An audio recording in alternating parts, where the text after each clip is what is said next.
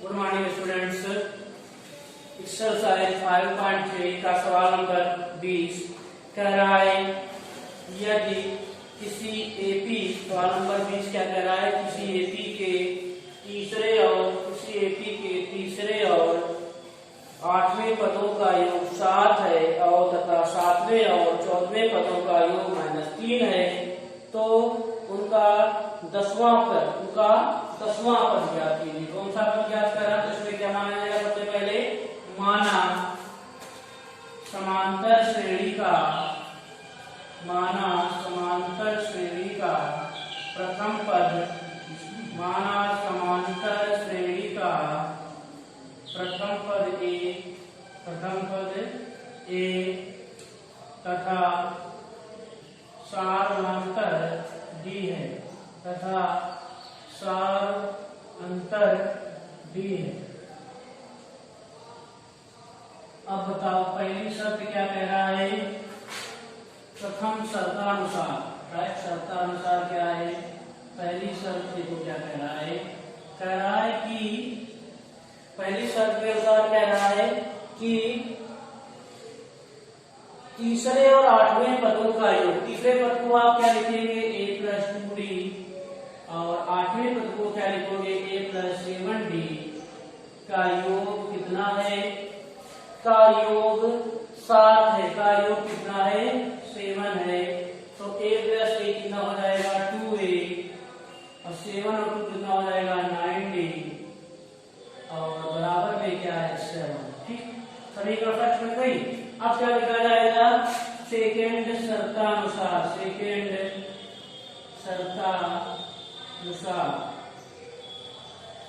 शर्त में कह रहा है कि 14वें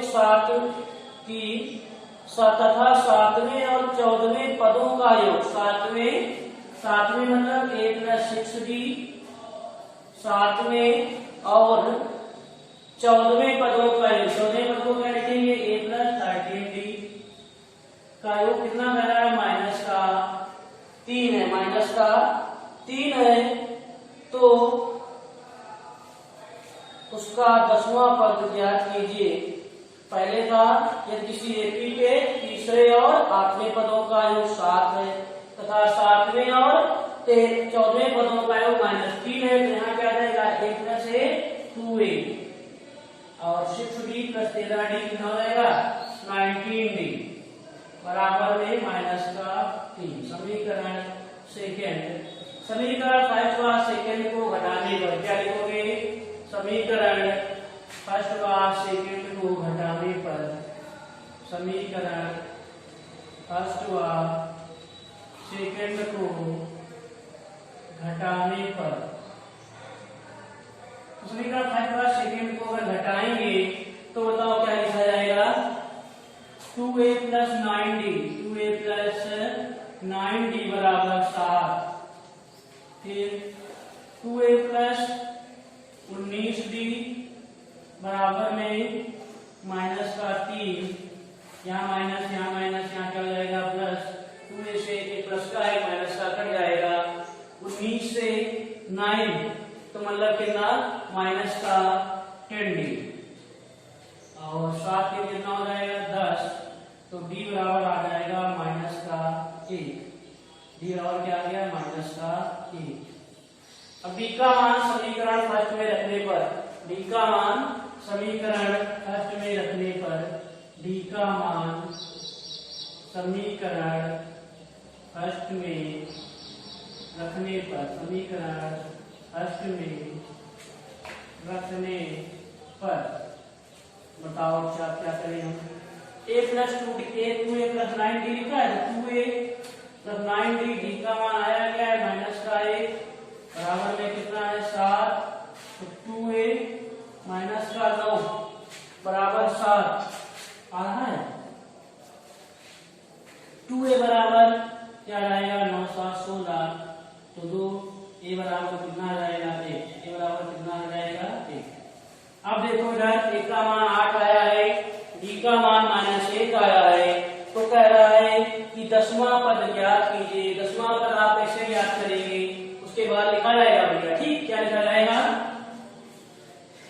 दसवां पद को क्या लिख सकते हो, a प्लस 9d। इसको और क्या लिख सकते हैं, a10 बराबर a प्लस 9d। अब बताओ a का मान कितना है, a का मान है 8। a का मान कितना आया है, 16। a का मान 8 आया है और d का मान माइनस का 1 आया है। तो 8 माइनस 9 बराबर में -1 कितना आया, अतः दसवां पद -1 है। अतः इस समांतर श्रेणी का, अतः जरूर लिखे भैया, अतः इस समांतर श्रेणी का दसवां पद माइनस का 1 है। देखो ऐसे सवाल आते जरूर हैं। इसमें क्या होती है, दो शर्तें दी होती हैं, ए और डी के मान निकाल लिए जाते हैं। दसवां पद पूछते तो a प्लस 9d, 11वां पद पूछता तो a प्लस 10d आता। अब देखो सवाल नंबर इसका 22 कह रहा है किसी एपी के चौथे और 8वें पदों का योग 24 है तथा 6वें और 10वें पदों का योग 44 है। इस एपी के प्रथम 3 पद ज्ञात कीजिए। 19 20 छूट रहा है तो 20वां देखें। इसके बाद यदि किसी एपी के तीसरे और 9वें पद क्रमशः 4 और -8 है तो इसका कौन सा पद शून्य होगा, ये पूछ रहा है। तो क्या लिखोगे आप, पहले वही लिखोगे, माना समांतर श्रेणी का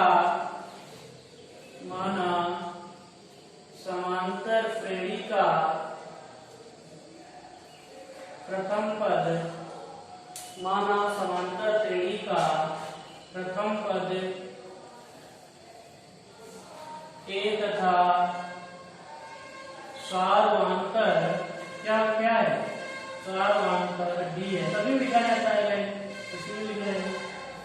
अब देखो पहली शर्त क्या कह रहा है, एपी के शर्त की है तो क्या लिखोगे, प्रश्नानुसार। क्या लिखोगे, प्रश्नानुसार। शर्त तो है नहीं, एपी है तो क्या लिखा है, प्रश्नानुसार। क्या आएगा, एपी के तीसरे पद को आप क्या लिखेंगे, a प्लस 2b। तीसरे पद और 9वें पद। तो तीसरे पद का मान कितना दिया है, तीसरा पद दिया है आपको 4 और 5वां पद क्या दिया है, तीसरा पद 4 है और 9वां पद -8 है। 9वें को आप क्या लिखेंगे, 8d बराबर -9। समीकरण फर्स्ट सेकंड को माइनस का 9 नहीं, माइनस का क्या है 8 है, -8 है। समीकरण फर्स्ट सेकंड को घटाने पर, सब दो ही दी थी, पहली का दिया था, दूसरी का दिया था, लिख सकते थे। समीकरण फर्स्ट सेकंड को घटाने पर,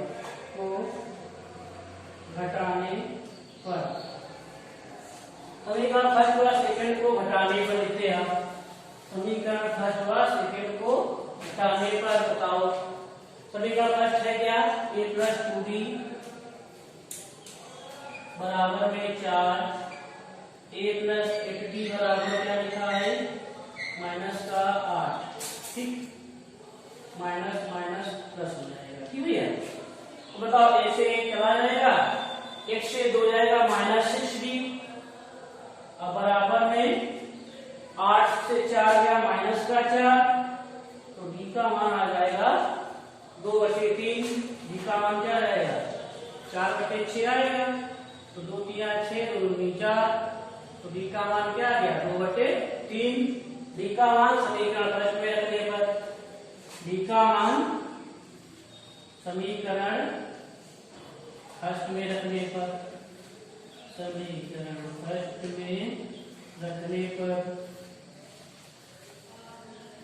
अगर समीकरण फर्स्ट में रखेंगे तो a प्लस 2d, d का मान कितना आया है, 2/3 बराबर में 4। a बराबर क्या जाएगा, 4 -4/3, प्लस का जाएगा -6 जाएगा। अब 3 चक्कू 12, 12 से 4 जाएगा कितना जाएगा, 8/3। 3 चक्कू 12, 8/3। पूरा बात नहीं कर रखी है। देखो a का मान कितना आया है, d का मान 2/3, और ए का मान कितना है 8/3। देखो समीकरण 7 का सेकंड को क्या किया गया, घटाया गया तीसरा पद, और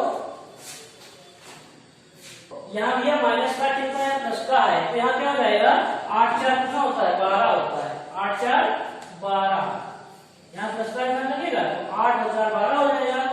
और डी बराबर कितना हो जाएगा माइनस का 2 आ जाएगा, माइनस का 2 आ जाएगा। डी बराबर आपका आ जाएगा माइनस का 2, डी बराबर माइनस का 2 आएगा। तो दिक्कत अब देखो जब डी का मान माइनस का 2 आया है तो आप बताओ समीकरण फर्स्ट में रखेंगे तो a प्लस 2d है, तो 2 गुणे माइनस का 2 बराबर में 4। याद रखना कभी भी दो चिन्ह पास पास नहीं लगाते, ब्रैकेट लगाना पड़ेगा। a माइनस का 4 और 4, a का मान बताओ कितना आ जाएगा 4 4 8। a का मान मालूम है, d का मान मालूम है। अब देखो प्रश्न क्या कह रहा है, क्या कह रहा है कि इसका कौन सा पद शून्य होगा, माना इसका nवां पद शून्य होगा। इधर मिल रहे माना nवां पद शून्य होगा, माना इसका nवां पद शून्य होगा, माना इस समांतर श्रेणी का, माना इसका nवां पद nवां पद क्या होगा शून्य होगा। बहुत बढ़िया सवाल है, पूछा भी गया 2018 में। माना इसका nवां पद शून्य होगा, nवां पद क्या होगा शून्य होगा। बताओ फिर शून्य होगा n बराबर क्या होगा 0। बताओ सर n का सूत्र क्या होता है, n बराबर सूत्र पढ़ा है आप लोगों ने a plus n minus 1 into d। कह रहा है कौन सा पद शून्य होगा, इसका nवां पद शून्य होगा। nवां पद मतलब क्या, n बराबर क्या 0। a का मान कितना था भैया इसमें, a का मान 8 था और n का मान निकालना में है, d का मान निकाला था नहीं माइनस का 2। तो बताओ 0 8 ठीक है माइनस का 2n और माइनस माइनस प्लस 2, तो 8 से 2 जाएगा 6, तो यहाँ क्या रहेगा 0 8 से 2 गया 6 माइनस का 2n, तो नहीं 8 माइनस 8 2 10 हो जाएगा, 8 2 10, और यहाँ क्या रहेगा 10 बराबर 2n, तो n बराबर कितना रहेगा 5, n बराबर 5। अतः इस समांतर श्रेणी का पांचवा पद शून्य होगा। आप लोग ऐसे लिखे भैया, पहले इसको लिखे फिर यहाँ तक आए, इसके बाद ये लिखे, इसके बाद ध्यान लिख रहे हैं क्या लिखे, अतः इस समांतर श्रेणी का, इस समांतर श्रेणी का कौन सा पद, इस समांतर श्रेणी का पांचवा पद शून्य होगा, पांचवा पद शून्य होगा। अतः दोनों लिखे, तथा दोनों लिखे भैया ठीक। अब बताओ अच्छा कभी हमारा आंसर गलत आ रहा है, हम चेक कैसे करें कि हमारा आंसर सही है या गलत। कोई भी श्रेणी अगर आपको देखो जितने बताए आंसर चेक करने का भी तरीका होता है। अब बताओ हमको 5 मालूम है, डाउट पता नहीं सही है या गलत। अभी रख रहे इसमें ए का मान कितना आया 8 और ए का मान 8 आया था, एन का मान कितना आया 5, तो 5 से 5 माइनस 1 करोगे 4 आ जाएगा, और बी का मान माइनस का 2, तो बताओ 8 माइनस 8 क्या रहेगा 0, ए का मान 0 हो गया। अतः हमारा आंसर जो है सही है। क्या करोगे अगर आंसर चेक करना है तो कैसे करोगे, सवाल नंबर 20 हो गया, सवाल नंबर 20 और 21। सवाल नंबर 19 बहुत बढ़िया है, कह रहा है कि एपी 3,5, 27, 39 का कौन सा पद उसके 94 पद से 132 अधिक होगा। माना इस समांतर श्रेणी का यह पद 94 पद से 132 अधिक होगा। आप इसमें पहले क्या रखेंगे, पहले ए निकाल लेंगे, डी निकालेंगे और एन निकाल लेंगे, आराम से रख देंगे, आ जाएगा ना पर बताना। ठीक, सवाल नंबर 19 आपको घर से लगाना है। सवाल नंबर 8 तक हम बता दिए थे आपको। कमेंट में सवाल नंबर 11 पूछा गया है, किसी एपी के 5वें और 7वें पदों का योग 52 है, 46 है, तो आगे याद कीजिए। 11वां सवाल हमने बताया था, वीडियो को आप फिर देखिए, ना समझ में आए फिर पूछिए। सवाल नंबर 22 देखो, कह रहा है किसी एपी के 4थे और 8वें पदों का योग 24 है तथा 6ठे और 10वें पदों का योग 44 है। इस एपी के प्रथम 3 पद ज्ञात कीजिए। देखो सवाल नंबर आपको 22 बताया जा रहा है, किसी एपी के चौथे और आठवें पदों का योग 24 है। तो आप वही लिखेंगे, माना कालांतर डी का प्रथम पद 1 का कालांतर डी है, पहली शर्त के अनुसार, प्रथम शर्तानुसार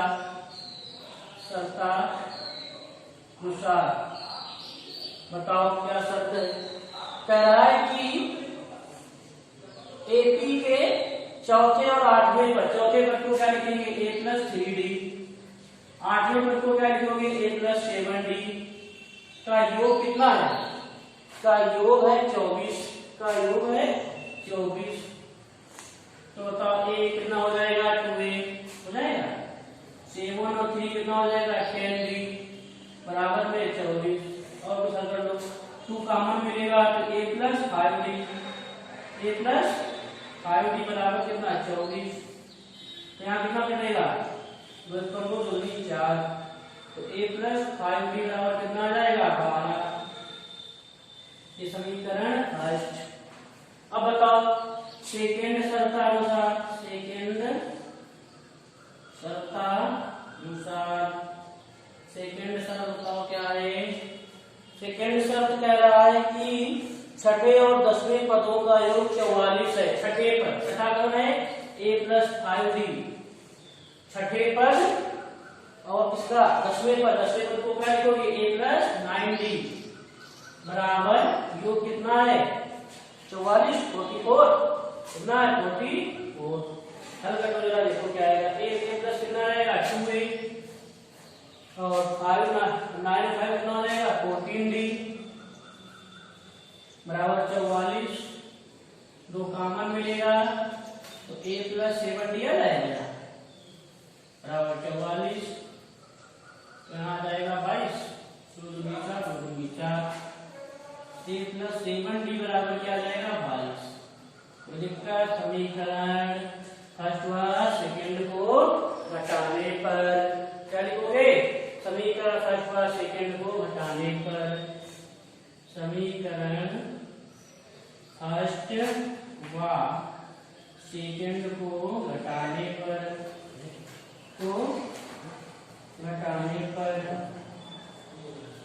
अगर आप घटाएंगे तो क्या लिखेंगे बताओ, a + 5d, a + 5d बराबर कितना 12, a + 7d बराबर 22। तो यहाँ क्या लिखेंगे माइनस माइनस माइनस, इसे चला जाएगा और 7 से 5 जाएगा माइनस का 2d। अब 22 से 12 घटाओगे कितना बचेगा 10, वो भी माइनस का 10। तो d बराबर कितना जाएगा 5, बचे 10। d का मान कितना आया 5, d का मान 5, d का मान 5, का मान क्या आ गया 5। क्या करोगे उसके आगे, d का मान समीकरण फर्स्ट में रखने पर, d का मान समीकरण फर्स्ट में रखने पर, d का मान समीकरण फर्स्ट में रखने पर, दिक्कत रखने पर लिखा है। अब बताओ a + 5d, a का मान कितना था मालूम नहीं 5d, d का मान कितना आया 5 बराबर 12, d का मान 5 तो आया है, तो a बराबर कितना आ जाएगा 12 - 25, तो 25 12 5 से 2 जाएगा 3, माइनस का क्या जाएगा 30, a का मान क्या जाएगा माइनस का 30। अब जो पूछ रहा है तो क्या पूछ रहा है, पूछ रहा है कि इसका प्रथम 3 पद याद कीजिए। तो प्रथम 3 पद a1 बराबर कितना माइनस का 30, a2 बराबर बताओ कितना जाएगा, a2 बराबर a + d, a का मान माइनस का 13 और d का मान कितना आया था 5, तो कितना जाएगा माइनस का 8, a3 का कितना जाएगा a + 2d, a + 2d का मतलब क्या हुआ, a + 2d, a का मान है माइनस का 13 और 2d d का मान है 5, तो 5 में 10 तो क्या जाएगा माइनस का 3। देखो अंतर कितने का 8 से 3 हुआ, 13 से 8 का, तो कितने का अंतर है 5 का अंतर है। तो क्या लिखोगे अतः इसके अगले 3 पद माइनस, अगर अगले नहीं पूछ रहा है प्रथम 3, अतः इसके प्रथम 3 पद माइनस का 13, माइनस का 8, माइनस का 3। देखो सवाल नंबर 12 कह रहा है, इसी का 5.3 का सवाल नंबर 12 कह रहा है एपी बराबर 53, 48, 45 में प्रथम ऋणात्मक पद कौन सा होगा। बताओ। अच्छा, अगर पहले एपी क्या दिया, देखो एपी दिया है, एपी क्या दिया है, 53 दिया है, 48 दिया है, 53, 48, 43 फिर डैश डैश करके दिया कह रहा है बताओ का प्रथम ऋणात्मक पद कौन सा होगा। का प्रथम ऋणात्मक पद कौन सा होगा, तो का प्रथम ऋणात्मक पद कौन सा होगा। तो अगर बताओ ऋणात्मक मतलब क्या, अगर an का मान 0 से क्या हो, छोटा हो जाए, यदि an का मान जो है 0 से छोटा हो जाए तो मतलब ऋणात्मक पद मतलब क्या, या तो -1 है, -2 है, -3 है, -4 है, कुछ भी आए, an का मान अगर माइनस में आता है तो 0 से छोटा होगा, तो वो 0 से छोटा होगा। तो सबसे देखो पहले इसमें क्या करेंगे हम, तो सबसे पहले इसमें हम निकालते हैं समांतर, देखो कहते हैं चेक करने नहीं कह रहा कि कौन सा पद प्रथम ऋणात्मक पद कौन सा होगा। क्या लिखोगे, a बराबर कितना दिया है 53, कोई दिक्कत, डी बराबर कितना दिया है, निकालना है 48 माइनस 53, कोई दिक्कत, 48 से 53 घटाओगे तो 13 से 8 गया 5, 48 5 कितना होता है, माइनस का 5 आ गया। अब देखो माइनस का 5 आया तो क्या लिखा जाएगा, an का मान क्या हो, an का मान 0 से यदि छोटा है, 0 से यदि छोटा है तो क्या होगा, प्रथम ऋणात्मक पद निकलेगा। तो बताओ an बराबर आप क्या ले सकते हैं, a plus n minus 1 into d और 0 लिखें। a का मान तो आपको मालूम है, a का मान कितना है, तो अच्छा n पर निकालना है। a का मान आपको दिया है 53 और n का मान कितना दिया निकालना है, -1, d का मान दिया है माइनस का 5, इसमें गुणा लगाया माइनस लगाया तो हो जाएगा, ब्रैकेट के अंदर लिखा जाएगा, बराबर में बराबर क्या इक्वेशन चल रही है।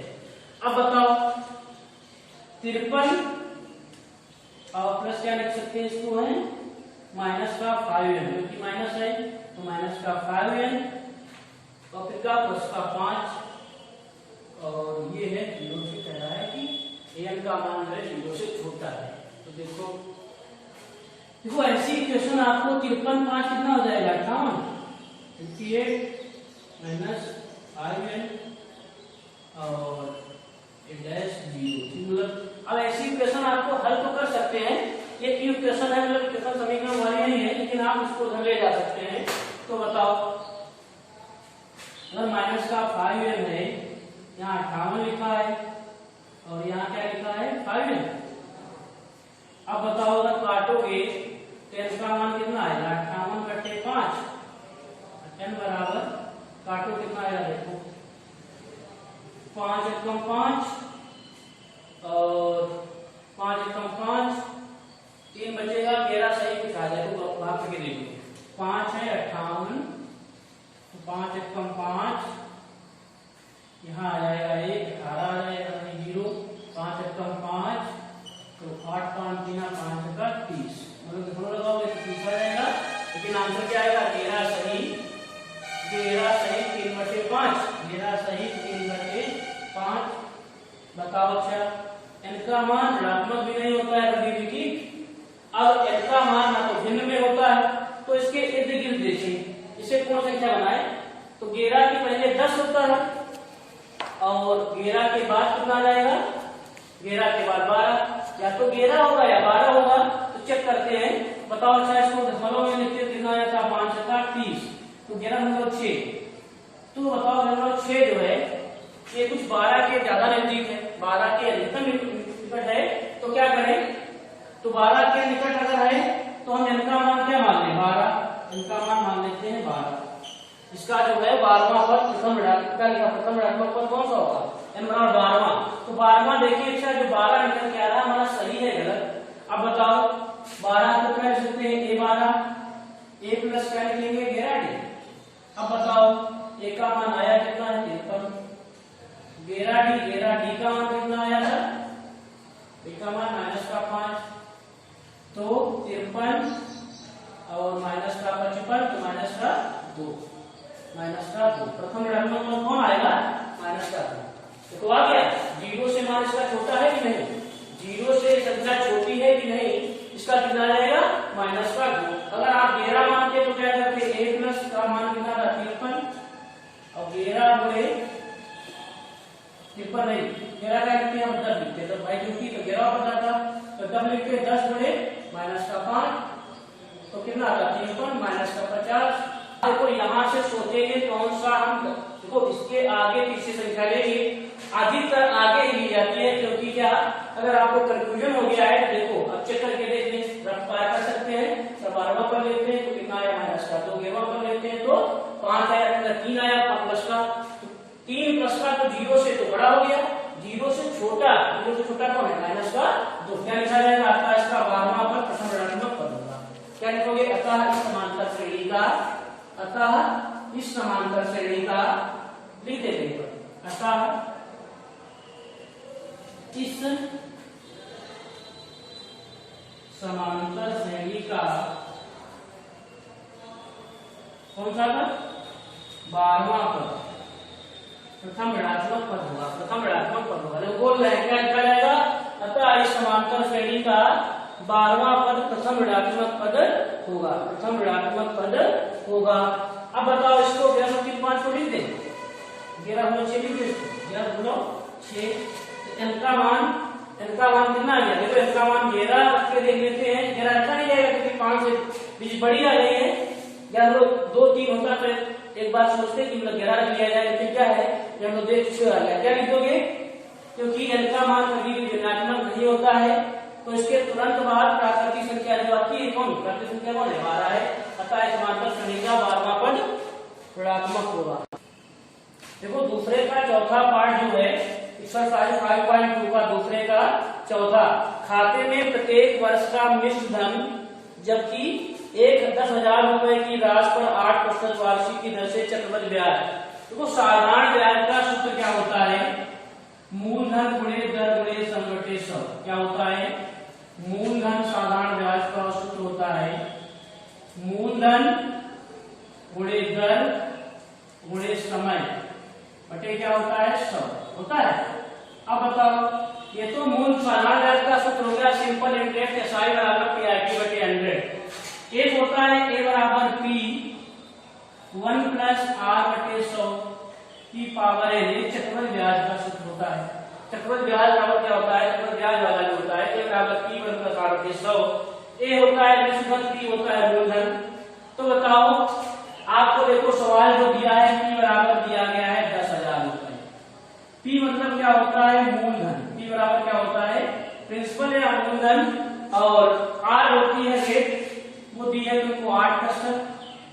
आपको पहले वर्ष का मिश्रधन निकालना है, तो पहले वर्ष के लिए मिश्रधन, पहले वर्ष के लिए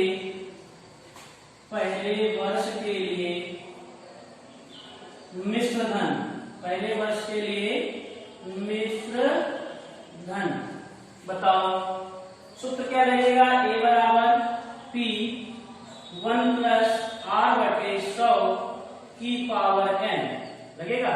अब बताओ ए का मान तो मालूम है हमें, पी का मान मालूम है कितना 10,000 रुपए, कितना रुपए 10,000, 1 प्लस आर बटे 100 और समय कितना है 1, तो बताओ कितना जाएगा 10,000 गुणे 108 बटे 100, ठीक है 100 से 100 चला जाएगा तो कितना जाएगा 10,800, 10,800 रुपए। पहले वर्ष का मिश्रण कितना आ गया 10,800 रुपए। साधारण ब्याज और चक्रवृद्धि ब्याज में मात्र इतना अंतर होता है, साधारण ब्याज पर मूलधन पर हमेशा ब्याज लगता है, और चक्रवृद्धि ब्याज में मान लीजिए पहले वर्ष का साधारण ब्याज और चक्रवृद्धि ब्याज एक ही होगा, लेकिन दूसरे वर्ष में जो है मान लीजिए पहले तुमने 10,000 रुपए लिए, ठीक, ब्याज जुड़ा मूल्य 10,800 रुपए हो गया, 2,800 रुपए हो गया, तो अगर साधारण ब्याज निकालना होता तो 10,000 रुपए निकालोगे मूलधन। अब ये तुम्हारा चक्रवृद्धि ब्याज में मूलधन ये हो जाता है बस।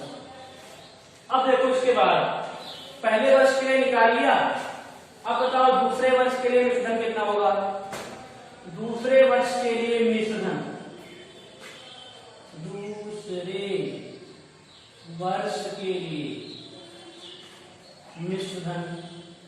दूसरे वर्ष के लिए मिश्र धन। बताओ क्या आएगा। ए बराबर P 1 प्लस R बटे 100, 1 प्लस R बटे 100। अब P का n का मान कितना हो जाएगा, 2 हो जाएगा, n बराबर 2। तो 10,000 गुणे 1 बटे R बटे 100 की पावर कितना है 2, क्योंकि 2 वर्ष के लिए है।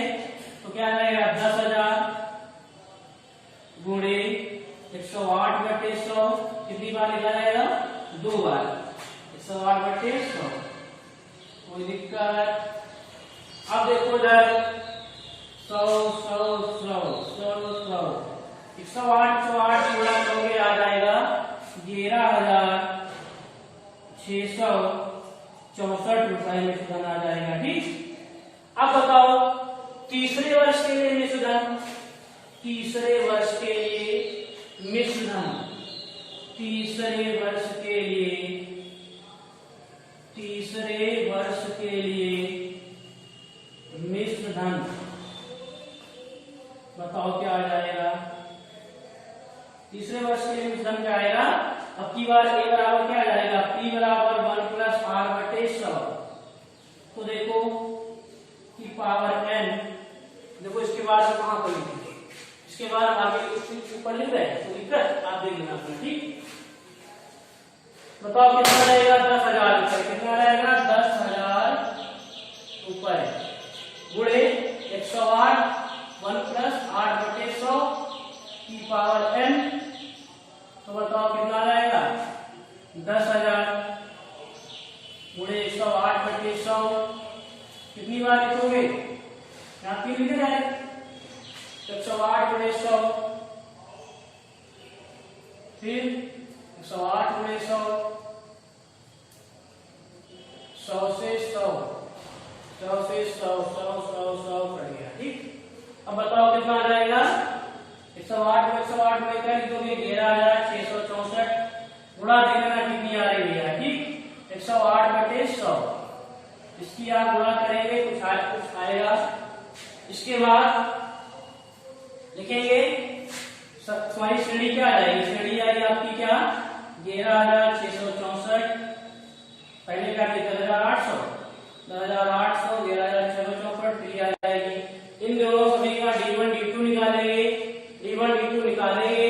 अगर D1 D2 देखो बराबर आता है तो समांतर श्रेणी में है, अगर नहीं बराबर आ रहा है तो समांतर श्रेणी में नहीं है, ये समांतर श्रेणी में नहीं आएगा। ठीक। आप गुणा करके देखें, आगे लिखेंगे इसका A1 A2 A3 का निकालेंगे, D1 D2 नीचे वही लिख देंगे। समांतर श्रेणी का समांतर समान नहीं, इसलिए क्या है इसका मिश्रधन बनाया गया है, समांतर श्रेणी में